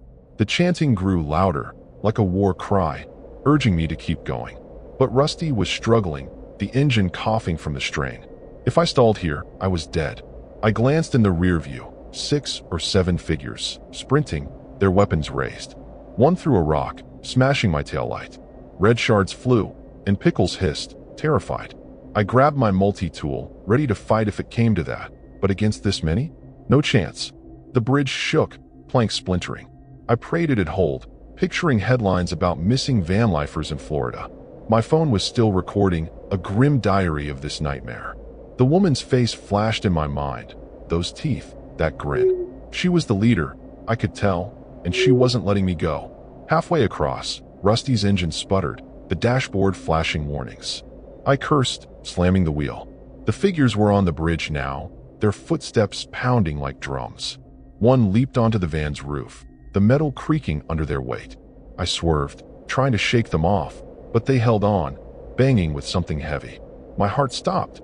Were they trying to break in? I thought of abandoning Rusty, running with Pickles, but the river was deep, the marsh a maze. This was a horror trap, and I was the prey. I pushed Rusty harder, the engine screaming as we cleared the bridge. The figure on the roof slid off, hitting the ground with a thud. I didn't look back, too scared to see if they were okay or coming after me. The road opened up, leading toward Highway 98, but the figures didn't stop. They ran alongside, their spears glinting, their chanting relentless. A tire blew out, rubber's rim grinding on the dirt. I gripped the wheel, tears stinging my eyes. I'd never felt fear like this, not even that time in Montana when a bear circled my camp. The highway was in sight, its lights a faint hope. But the figures were faster than I'd thought, cutting through the marsh like they knew every inch. One threw a net, crude, made of rope and bones, that tangled in my front bumper. Rusty slowed, dragging it. I yanked the multi-tool, slashing at the ropes through the window, but it was no use. The woman appeared ahead, standing in the road, her spear raised like a queen commanding a kill. My blood ran cold. This wasn't just a chase, it was a hunt, and I was running out of moves. I veered off the road, into the grass, trying to bypass her. Rusty bounced, the blown tires shredding. The figures swarmed, their weapons banging the van's sides. Pickles was silent now, hidden somewhere inside. I wanted to scream for her, but my voice was gone. The woman stepped closer, her grin wide, her spear aimed at my windshield. I thought of Kira's advice, stay in the van. But Rusty was dying, and so was my hope. I had to make a stand or keep running, and neither felt survivable. A car's headlights flashed on the highway. Someone was coming. I honked, desperate, waving my flashlight. The figures froze, their chanting faltering. I slammed the gas, Rusty limping forward, the net snapping free. The woman didn't move, just watched, her eyes burning into me. I reached the highway's edge, but the figures were still there, lurking in the shadows, waiting. My hands shook as I gripped the wheel, knowing I wasn't safe yet. This was a nightmare. An escape was starting to feel like a cruel joke. I pulled onto the highway, Rusty barely moving, the rim sparking on asphalt. The figures didn't follow, but their chanting echoed, a haunting promise they weren't done. I glanced at the passenger seat, where the bloody rag from the handprint still sat. I should have thrown it out, but I hadn't. Stupid. It felt like a beacon, drawing them to me. The car behind me slowed, but didn't stop, like they sensed the danger. I was alone, with a dying van and a cat I couldn't find, running from a horror I couldn't outrun. Rusty limped along Highway 98, the blown tires screaming against the pavement. My hands were numb, my face wet with sweat and tears. Pickles was still missing, probably terrified under a seat. The figures chanting had faded, but I felt their eyes in the dark, waiting. That rag with the bloody handprint sat like a curse, proof I'd screwed up by not ditching it. I thought of tossing it out the window, but what if they found it? What if it made them angrier? My mind was a mess, replaying that woman's shark-toothed grin. This wasn't just scary, it was a tragedy unfolding, and I'd walked right into it. I spotted a gas station ahead, its neon sign a beacon. I pulled in, Rusty shuddering to a stop. The lot was empty, the clerk inside half asleep. I searched for Pickles, my voice cracking as I called her. She crawled out, trembling, and I hugged her, sobbing. I'd almost lost her. I grabbed the rag, ready to burn it, but hesitated. What if it was evidence? I'd read about cults leaving markers. Had I taken something sacred? My mistake was keeping it, thinking I could handle this alone. I stuffed it in my pocket, too scared to decide. I banged on the gas station door, begging the clerk to call the cops. He looked annoyed but grabbed a phone. I glanced outside, expecting those figures to appear, but the lot was quiet. Too quiet. I told the clerk about the attack, the spears, the bones, but my words sounded crazy, like a bad horror movie. He nodded, dialing slowly, like he didn't believe me. I checked Rusty, dents, scratches, a busted window. Proof this was real. But my gut screamed I wasn't safe, that those people were still out there, planning something gruesome. A cop car rolled up, lights off, which felt wrong. 2 officers stepped out, their faces hard, eyes scanning me like I was the problem. I spilled my story, showing them the rag, the broken glass. They listened, but their questions were sharp. Why was I parked there? Did I take anything? I froze. The rag. Had I just admitted to stealing something they'd kill for? One cop, a tall guy with a scar, stared at the rag too long, his hand on his gun. My heart sank. This was Apalachicola, their town. Were they in on it? I backed toward Rusty, Pickles in my arms. The cops didn't stop me, but their eyes followed, cold and knowing. I climbed in, locking the doors, my hands shaking as I started the engine. Rusty groaned, barely moving. The cops watched, not helping, just standing there like sentries. I realized my mistake. Coming here, trusting anyone in this town. The rag in my pocket felt like a death warrant. I pulled out, aiming for the highway, praying I could make it to the next town before Rusty gave out. The road stretched dark, no cars in sight. My headlights flickered, the battery dying. I kept checking the mirrors, expecting those figures to appear. Then I saw it, a glint in the ditch, like a spear. My stomach dropped. They were still out there, tracking me. I thought of Kiera, how she'd warned me about small towns hiding secrets. I should have listened, should have left at the first sign. Now I was alone, with a cat, a broken van, and a rag that marked me for death. I pushed Rusty harder, the engine whining. A figure stepped onto the road. The woman, her spear raised, teeth gleaming. I swerved, but Rusty's tire rim snapped, sending us skidding into a ditch. Pain exploded as my head hit the dash. Pickles yowled, trapped somewhere in the wreck. The figures closed in, their chanting loud, triumphant. I grabbed the rag, throwing it out the window, screaming, "Take it." But the woman laughed, her spear at my throat. "You're ours now," she hissed. My mistake was thinking I could escape their world. They dragged me from the van, my body limp, blood in my eyes. Pickles' cries faded as they pulled me into the marsh, the chanting swallowing everything. I saw the bones again, piled in that sick circle, and realized I'd be next. The woman's spear grazed my arm, blood dripping as she grinned. I'd wanted adventure, freedom, but Apalachicola gave me horror instead. My phone, still recording, lay in the van, useless. No one would find it, or me, or Pickles. I'd failed us both, my arrogance a deadly misstep. The marsh closed around me, the figures' faces blurring as they chanted, their spears glinting. I fought, but it was no use. My strength was gone, my hope buried in the mud. The woman raised her spear, her eyes wild with glee. The last thing I saw was her grin. The last thing I heard was Pickles' faint cry. Apalachicola's darkness took me, a tragic end to a night I should have driven away from. My van, my cat, my life, all lost to a town that devoured outsiders.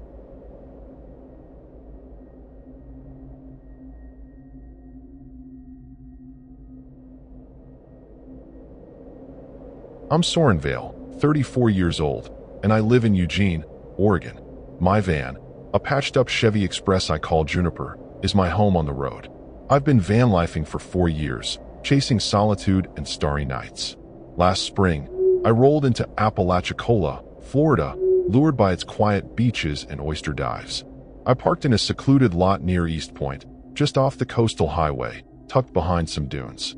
It wasn't exactly a legal spot, but it felt safe, with the Gulf's waves crashing nearby. The air was salty, warm, and the sunset bled red across the horizon, like a warning I didn't catch. I popped Juniper's side door, setting up my camp chair to grill some fish. The dunes blocked the wind, and the ocean's hum was calming. I'd heard Apalachicola was a chill spot from my friend Dax, a Vanlifer I met in Idaho. "Just don't ruffle feathers," he'd said, smirking. I figured he meant nosy cops or grumpy locals.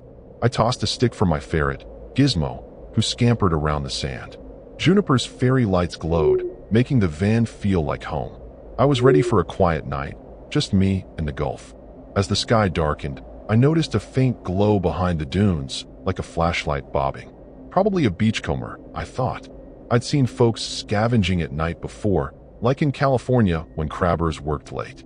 I sipped my coffee, watching Gizmo chase his tail. But the glow kept moving, closer, then stopping, like someone was watching. My gut twitched, but I brushed it off. Vanlife makes you paranoid sometimes. Every shadow feels like trouble. I checked Juniper's locks, just to be safe, and turned up my radio to drown out the unease. I cleaned up dinner, the smell of grilled fish lingering. Gizmo was curled in his hammock, oblivious. I stepped outside to rinse my plate, the sand cool under my bare feet. That's when I saw it. A footprint, fresh, just beyond my chair. It was big, barefoot, with deep claw-like marks at the toes. My heart skipped. Not an animal, not quite human. I'd seen weird tracks before, like coyote prints in Arizona, but this was different, disturbing. I grabbed my flashlight, scanning the dunes, but the glow was gone now. Back in Juniper, I locked the doors, my hands a little shaky. Gizmo was awake now, sniffing the air, his eyes darting. He's usually a goof, not skittish, so that got me worried. I turned off the radio, listening hard. The waves were loud, but there was something else, a low scraping, like metal on sand. My mind flashed to Dax's stories about weirdos hassling vanlifers. Small towns got secrets, he'd said. I told myself it was nothing, maybe a crab trap dragged by the tide, but my skin was crawling. I peeked through the curtain, flashlight off to stay hidden. The dunes were dark, the footprint barely visible now. But the scraping kept going, closer, like someone was circling the van. I thought about starting Juniper and bolting, but the lot was sandy, and I didn't want to get stuck. I'd learned my lesson in Nevada, when I got bogged down and had to dig out for hours. Gizmo chittered, his nose twitching at the window. I hushed him, my voice tight. Something was out there, and it wasn't friendly. I grabbed my pocket knife, flipping it open. It's not much, but it's better than nothing. The scraping stopped, replaced by a faint hum, like someone whispering fast. My stomach nodded. I'd heard creepy noises before, like owls screeching in Oregon, but this was human, deliberate, and scary. I checked my phone. No bars, just like always out here. No calling for help. I thought about flashing my headlights, but that might draw whatever was out there closer. I was stuck, second-guessing my choice to park here. The hum grew louder, then cut off. Silence hit like a punch, heavier than the waves. Gizmo froze, his ears back, staring at the back door. My heart was racing now, my breath shallow. I crept to the window, peering into the dark. Nothing but dunes and the faint glint of water. But I felt watched, like eyes were burning through the night. I thought of that footprint, those claw marks. Was it a prank? A local screwing with me? Or something worse? Apalachicola was starting to feel like a horror trap. I sank into my bunk, pulling Gizmo close. He was trembling, which wasn't like him. The air in Juniper felt wrong, thick with that salty, rotten Gulf smell. I kept my knife in hand, my eyes on the windows. The scraping started again, slow and rhythmic, right outside the van. My blood ran cold. Whatever was out there wasn't leaving, and I was alone, parked in a place I didn't belong, with something terrifying circling closer. The scraping stopped, but my nerves were shot. I sat in Juniper, clutching my pocket knife, Gizmo trembling in his hammock. The silence was worse than the noise, like the night was holding its breath. That clawed footprint burned in my mind. Too weird to be human, too big to ignore. I peeked through the curtain, seeing nothing but dunes and the Gulf's dark shimmer. My flashlight was ready, but I kept it off, not wanting to draw attention. Dax's warning about small-town secrets echoed in my head. Apalachicola felt wrong, like I'd parked in the middle of a horror story without knowing it. I checked Juniper's locks again, my hands sweaty. Gizmo was still, his nose twitching, eyes locked on the back door. He's usually a clown, so his fear freaked me out. I sniffed the air. That rotten, salty smell was stronger now, like something dead was close. I'd smelled bad stuff before, like fish carcasses in Maine, but this was sharper, more disturbing. I thought about starting the van and getting out, but the sandy lot was a trap. Getting stuck here would be worse than staying put. I noticed something outside, a faint mark on the sand, near where the footprint had been. I squinted, heart racing. It was a symbol, scratched deep, like a circle with jagged lines. Not random, not natural. My gut twisted. I'd seen weird carvings once, on a tree in Colorado, but this felt intentional, like a warning. I grabbed my notebook, sketching it quick, my hands shaky. Was it a prank? A gang tag? Or something scarier? I told myself to calm down, but the air in Juniper felt heavy, like trouble was closing in. I decided to move the van, just a bit, to feel less exposed. I slid into the driver's seat, keeping the lights off. Juniper started with a low rumble, and I inched forward, tires crunching sand. That's when I saw it. A piece of rope tied to a stick, planted near my chair. It wasn't there before. My stomach dropped. It looked handmade, with something dark smeared on it. Blood? Paint? I didn't want to know, but I couldn't look away. This was starting to feel like a horror movie, and I was the fool who didn't leave. I stopped the van, too spooked to keep going. The rope and stick were close, maybe 10 feet away. I thought about grabbing it, checking it out, but that seemed like a dumb move. Dax had told me about a Vanlifer who picked up a souvenir in Texas and got chased by locals. I wasn't that stupid, but I was curious, too curious. Gizmo chittered, pawing at the window, his eyes wide. I hushed him, my voice barely a whisper. The scraping started again, slower now, like someone dragging metal across the van's side. I froze, my knife useless in my hand. The sound was deliberate, circling Juniper, stopping near the back door. My heart pounded so loud I thought they'd hear it. Whoever was out there wasn't just passing through, they were toying with me. I thought about flashing my headlights, maybe scaring them off, but what if it made things worse? I'd dealt with creeps before, like that drunk guy in Oregon who banged on my van. But this felt different, more calculated, more terrifying. I peeked out the back window, my breath shallow. The rope and stick were gone, vanished, like they'd never been there. But new marks were in the sand, more symbols, circling my van. My blood ran cold. This wasn't a prank, it was a message. I remembered a podcast about cults in Florida, leaving signs to mark their turf. Had I parked in their territory? I grabbed my phone, still no signal, and started recording a shaky video. Apalachicola, near East Point. Something's wrong. It felt pointless, but I needed proof this was real. I thought about bolting, but the sand was too soft, and Juniper's tires weren't great. Getting stuck would leave me and Gizmo sitting ducks. I could wait till dawn, hope daylight chased these weirdos off, but that meant hours of this nightmare. The scraping came again, now with a low laugh. Human, but twisted, like it came from someone unhinged. Gizmo hissed, his fur puffed up. I clutched my knife, my mind racing. I'd made a mistake parking here, and now I was trapped. As I sat, paralyzed, a shadow moved across the dune. A figure, tall and hunched, holding something long and thin. My heart stopped. Another joined, then another, their shapes blurring in the dark. They didn't speak, just stood there, watching. My flashlight caught a glimpse. One had a face painted white, eyes blacked out, like a ghost from a scary story. They weren't just locals. They were something else, something horrifying. I realized I was in way over my head, and whatever they wanted, it wasn't good. Those figures on the dune didn't move, their painted faces glowing like skulls in the moonlight. My heart was pounding, my knife shaking in my hand. Gizmo was hissing, his tiny body pressed against the seat. The air in Juniper was thick, that rotten smell mixing with my own sweat. These weren't just weirdos. They were something out of a horror nightmare, and I'd parked right in their playground. I flicked on my flashlight, keeping the beam low, but it caught their eyes, black, empty, like voids. They started humming, a low, eerie sound that made my skin crawl. This was bad, really bad. I slid into the driver's seat, ready to start Juniper and bolt, but the sand was too soft, and I knew I'd get stuck. The figures began to move, spreading out, their long sticks, spears, glinting with sharp tips. My stomach churned. I'd seen creepy stuff before, like ritual markings in a Montana forest, But this was next-level disturbing. They weren't just watching now. They were closing in. They're humming louder, like a chant from some twisted cult. Gizmo scrambled under the dash, his claws scratching wildly. I grabbed my phone, still recording, whispering, "Apalachicola, East Point. They're coming." It felt useless, but it was all I had. The figures were at the van now, their spears tapping the metal, a slow, deliberate rhythm.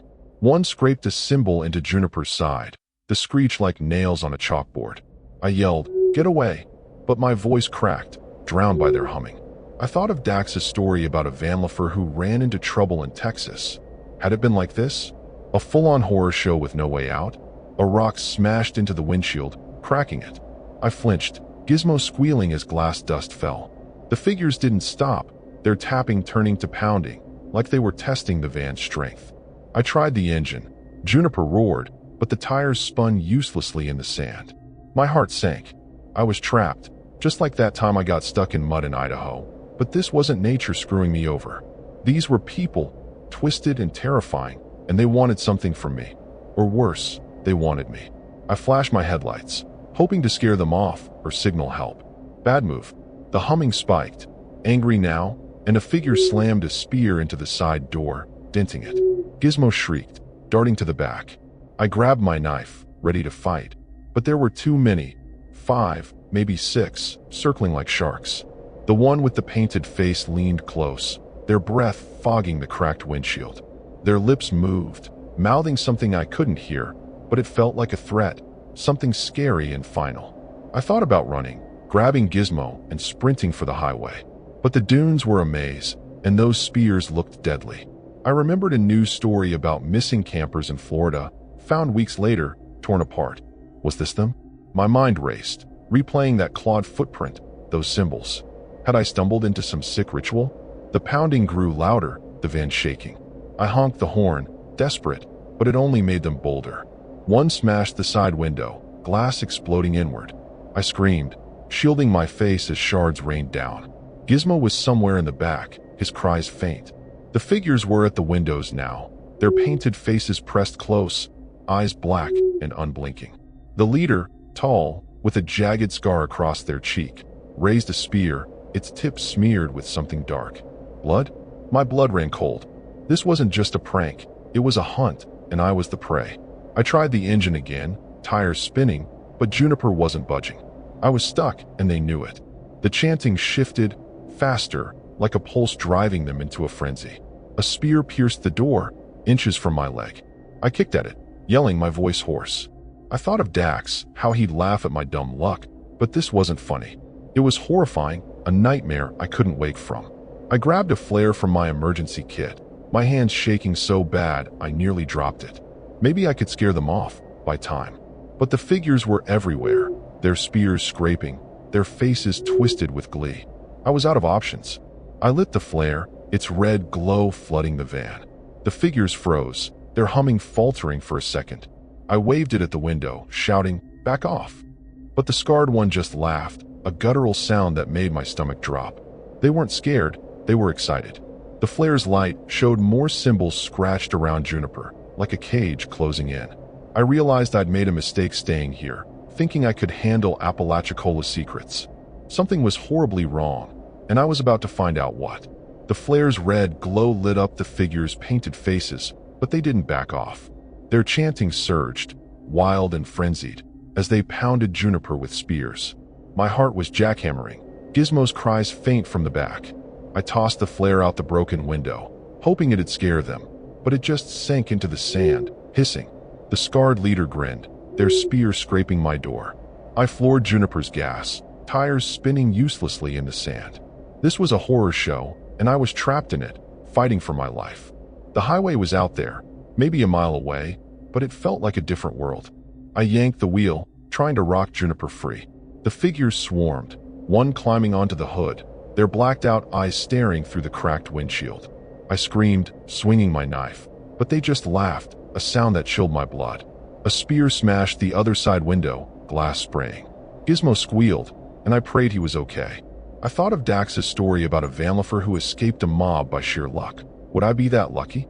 The sand held Juniper tight, and the figures knew it. They were toying with me, savoring the hunt. I grabbed my emergency hammer, smashing at the spear stuck in the door. It snapped, but another hit the roof, denting it with a sickening crunch. The chanting was deafening, like a ritual reaching its peak. I tried the engine again, Juniper lurching forward a foot before stalling. My hands shook, my mind racing. I'd been stuck before, in Oregon's mud, but never with a pack of lunatics circling. The leader raised their spear, aiming for the windshield. This was life or death, and I was losing fast. I spotted a gap in the dunes, a narrow path toward the highway. I gunned the engine, Juniper groaning as the tires caught just enough. The van lurched, knocking the figure off the hood. They rolled into the sand, but the others didn't stop, their spears flying. One grazed my arm, blood dripping hot and fast. I bit back a scream, keeping my foot on the gas. The path was rough, dunes scraping Juniper's sides, but I didn't care. I had to get out, had to save Gizmo and me from this terrifying nightmare. The figures chased, their shadows darting in my flickering headlights. They were fast, too fast, cutting through the dunes like they'd done this before. A spear hit the back door, lodging deep. I swerved, nearly tipping Juniper, my arm burning from the cut. I thought of news stories about missing travelers in Florida, bodies washed up on the Gulf. Was this their fate? The highway's lights glowed closer, but the figures were relentless, their chanting a horrifying pulse that kept me on edge. I hit a clear stretch, Juniper bouncing over roots and sand. The figures were still behind, but slower now, their shapes fading in the dark. I dared to hope, gripping the wheel, blood slick on my hands. Gizmo was quiet, too quiet, and my heart ached. Had I lost him in the chaos? I pushed harder, the van's engine screaming. The highway was so close, but a figure stepped into the path. The leader, their scarred face gleaming, spear raised. I swerved, scraping a dune, but kept going, praying I'd make it. A rock smashed into the windshield, spiderwebbing it. I ducked, glass dust stinging my eyes. The figures were throwing everything now, rocks, sticks, even bones. My headlights caught their painted faces, twisted with rage. I honked, desperate for someone to hear, but the highway was empty. I thought of abandoning Juniper, running with Gizmo, but the dunes were their territory, and I'd be dead in seconds. The leader hurled another spear, narrowly missing my head. This wasn't just a chase, it was a hunt, and I was running out of road. I broke through the dunes, the highway's asphalt under my tires. Juniper shuddered, the engine coughing, but I kept going. The figures stopped at the edge, their chanting fading, but their eyes burned into me. I glanced at the passenger seat, where that symbol-scratched sand still clung to my boots. Had I brought their curse with me? My arm throbbed, blood soaking my sleeve. Gizmo's silence was killing me. I was almost free, but the horror clung like damp sand, and I knew they weren't done with me. The highway stretched dark, no cars in sight. Juniper was limping, the engine whining, one tire half flat. I scanned for Gizmo, calling his name, but got no answer. My heart sank. The figures were gone, but their presence lingered, like a shadow I couldn't shake. I spotted a gas station's glow ahead, my last shot at safety. But deep down, I felt it. Something was still wrong, something scary waiting to strike. I'd escaped their trap, but at what cost? I pulled into the gas station, Juniper rattling to a stop. Blood dripped from my arm, my head spinning from fear and pain. Gizmo was still missing, and I was choking on panic. I crawled to the back, searching, finally finding him curled under a blanket, trembling but alive. I hugged him, tears falling, but relief was short-lived. That symbol on my boots, that scratched sand, it felt like a mark, like I'd carried their horror with me. I'd made a mistake not leaving at the first footprint, thinking I could tough it out in Apalachicola. Now I was paying for it. The gas station was empty, the clerk nowhere in sight. I banged on the door, shouting for help, my voice hoarse. My phone was dead, the battery drained from recording. I thought about those symbols, the painted faces. Had I stumbled into some Gulf Coast cult? I'd read about weird groups in Florida, leaving bodies in the marshes. My boots were caked with their sand, like I'd stolen something sacred. I tried to scrape it off, but it stuck, gritty and wrong, a reminder of my dumb choice to stay. I grabbed a first aid kit, wrapping my arm as Gizmo chittered weakly. The station's lights flickered, and I froze, expecting those figures to appear. No one came, but the air felt heavy, like their chanting was still in my head. I needed to call the cops, get out of here, but Juniper was barely drivable. I thought of Dax, how he'd warned me about small towns. Why hadn't I listened? Heaping that sand on my boots was my second mistake, like I'd invited their curse to follow me. This was a tragedy I'd walked into. A truck pulled up, its headlights blinding. A man stepped out, older, with a weathered face, staring at me like I was trouble. I spilled my story, figures, spears, symbols, but his eyes narrowed, focusing on my boots. "You shouldn't be here," he muttered, his voice low. My heart stopped. Was he one of them? I backed toward Juniper, Gizmo in my arms. The man didn't move, just watched, his hand twitching like he was reaching for something. I trusted the wrong place, the wrong people. I climbed into Juniper, locking the doors. The man was still there, staring, as I tried the engine. It sputtered, then died. My stomach sank. The station's lights went out, plunging us into darkness. I heard footsteps, slow and heavy, circling the van. My blood ran cold. The figures were back, or maybe they'd never left. I clutched Gizmo, my knife useless in my shaking hand. I'd thought the highway was safe, but I'd brought their mark with me, a deadly error that sealed my fate. The footsteps stopped, and a face pressed against the window. The leader, their scarred cheeks smeared with paint. Their spear tapped the glass, deliberate, taunting. I screamed, but no one heard. The man from the truck was gone, like he'd never been there. The figure's chanting started again, low and final, like a death knell. I realized my biggest mistake, not the sand, not staying, but thinking I could outrun Apalachicola's darkness. They'd marked me, and now they were here to collect. They smashed the door, the lock giving way. I swung my knife, catching one in the arm, but there were too many. Gizmo bit at them, his tiny teeth no match for their spears. A blade grazed my side, blood soaking my shirt. I fought, but my strength was gone, my vision blurring. The leader grabbed my boots, ripping them off, laughing as they held up the sand-caked soles. They'd wanted their mark back, and I'd carried it right to them, a fatal misstep in their game. They dragged me from Juniper, Gizmo's cries fading as they pulled me into the dunes. The chanting swallowed everything, their painted faces circling like vultures. I saw the symbols again, scratched in the sand, glowing under the moonlight. My body was heavy, blood pooling beneath me. I'd wanted freedom, but Apalachicola gave me horror instead, a gruesome end to a night I should have fled. My van, my ferret, my life, all lost to a town that devoured me whole. The last thing I felt was the leader's spear, cold against my throat, their grin wide and cruel. Gizmo's faint chitter was drowned by their chant, a sound that followed me into the dark. My phone, dead in the van, held my story, but no one would find it.